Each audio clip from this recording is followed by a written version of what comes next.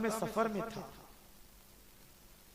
कर्नाटक के सफर में, इत्तेफाक से सेकंड एसी 2 टायर में 2-2 सीटें होती है ऐसी, तो मेरा सफर उसमें था। पहले से हम लोग बैठे थे। एक पीर साहब कर्नाटक के किसी शहर के तशरीफ लाए, सादात में से थे, सैयद थे। तो वो जैसे ही आए तो मेरे सामने की सीट पर एक आदमी बैठा था।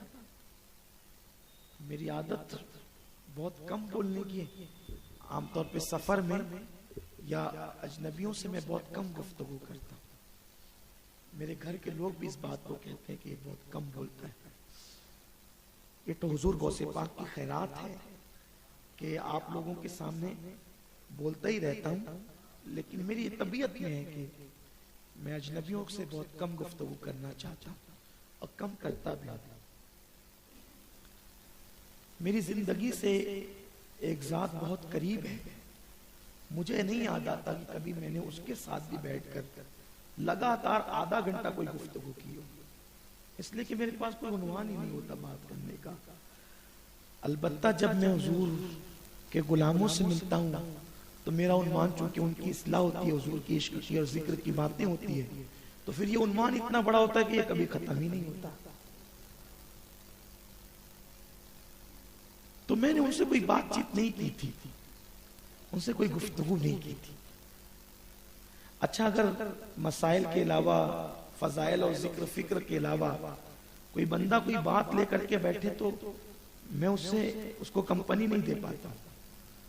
तो उस वक्त तो मेरे अहबाब मेरा बड़ा ख्याल करते हैं, हमारे बड़े मेहरबान साथी, हमारे बिरादर, मेरे भाई भी हैं वो, और बड़े भाई हैं जमील रजवी साहब, वो कभी सपोर्ट कर देते हैं। हमारे बिरादर अजीज हाफिज मकसूद साहब कभी हमारी नैया तिरा देते हैं, तो बात बन जाती है। आमतौर पे यही तबीयत है। लेकिन अगर फजाइल पे गुफ्तगू मसाइल पे हो तो फिर वो कहते हैं ना कि अगर बदने में बंद करें तो टोटी से बोलें, फिर अपनी तबीयत वो होती है। क्योंकि अपनी दान में ज़बां तुम्हारे लिए, बदन में है जहां तुम्हारे लिए, हम आए यहाँ तुम्हारे लिए, उठे भी वहां तुम, सबा वो चले के बाग फले, वो फूल खिले के दिन हो भले, लिवा के तले सना में खुले, हमारी ज़बां तुम्हारे लिए।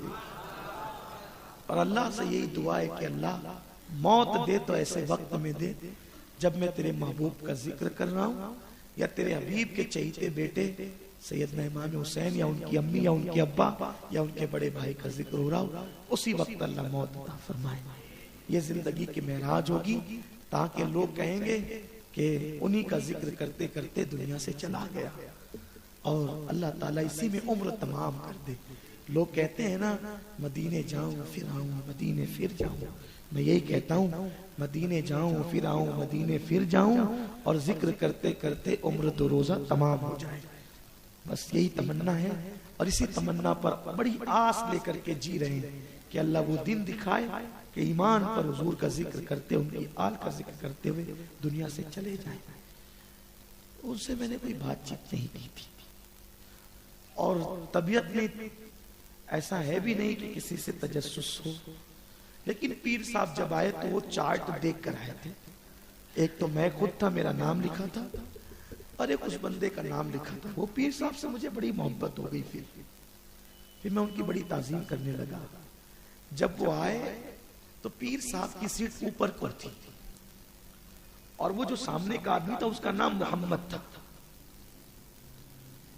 पीर साहब जैसे ही दाखिल हुए तो मैंने चेहरा देखा तो समझ गया कि कोई सुन्नी है, अपने ही है, और चेहरे से पहचान भी लिया कि मुमकिन है कि हुजूर के घराने के, तेरी नस्ल पाक में बच्चा बच्चा नूर का तू है, ऐने नूर तेरा सब का। अगर दिल में ईमान है तो हुजूर की औलाद को पहचानना बहुत आसान होता है। नूर ईमान अगर है, बस समझ में आ जाता है कि कोई शहजादा आया है, फिर वो किसी लिबास में हो। तो वो आए तो मैंने, नीचे मेरी सीट भी थी, मैंने जगह दे दी। वो मेरे बाजू बैठ गए सलाम करके, और उन्होंने बड़ी आजिज़ी से कहा कि मोहम्मद साहब, अगर आप ऊपर चले जाएंगे तो मुझ पर बड़ा एहसान होगा। वो आदमी बड़ा शरीफ था, वो भी कर्नाटक का था। उसने कहा हजरत ठीक है मैं चला जाता हूं, लेकिन आप इतनी आजिजी क्यों करें, इतने बुजुर्ग हैं। उन्होंने कहा अल्लाह की कसम खा के कहता हूं, तू ये नहीं समझना कि मुझे नीचे की सीट पसंद है और मैं तुझे सीट पसंद होने की वजह से ऊपर भेज रहा हूं। नहीं, मैं चार्ट में देख कर आया हूं कि तेरा नाम मोहम्मद है और रात है और सोना होगा, तो तेरी सीट के ऊपर मेरी सीट होगी। तो जिसका नाम मोहम्मद है मैं उसके ऊपर कैसे हो सकता हूं, इसलिए माफ करना, आप ऊपर चले जाएं तो मैं नीचे सो जाऊं। मेरी आंखों से आंसू छलक पड़े कि हम तो अब तक ये समझते थे कि हम ही उसी बारगाह से दिल लगाए हुए, लेकिन हमसे ज्यादा भी कोई दीवानगी और वाराफ्तगी के अंदर है। ऐसे लोग भी आज दुनिया के अंदर मौजूद हैं।